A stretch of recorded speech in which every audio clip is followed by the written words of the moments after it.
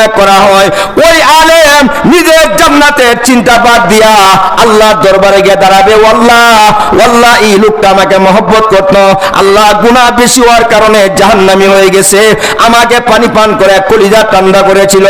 আল্লাহ তোমার দরবারে সুপারিশ করলাম, এই লোকটাকে তুমি জান্নাতের ফয়সালা করো। পরিষ্কার হাদিসে লেখা হয়, ও শাহপুরবাসী, আল্লাহ রাসূল বলেন আল্লাহ তাআলা ওই আলেমকে জানাই দিবে, তোমার সিনার ভিতরে ছিল 30 পারা কোরআন, তোমার সিনার ভিতরে ছিল ফতোয়া, তোমার সিনার ভিতরে ছিল তাফসীরের ইলম, তোমার অন্তরে ছিল শরীয়ত তরিকত হকিকতের ইলম, এই সিনাটারে পানি পান করে ঠান্ডা করে দিল। ও আলেম, তোমার সুপারিশ আমি আল্লাহ গ্রহণ করিয়া ওই জাহান্নামী লোকটাকে আমি আল্লাহ মাফ করিয়া তার গুনাহগুলি ক্ষমা করে তোমার সুপারিশে আমি আল্লাহ তাকে জান্নাতের ফয়সালা দিলাম।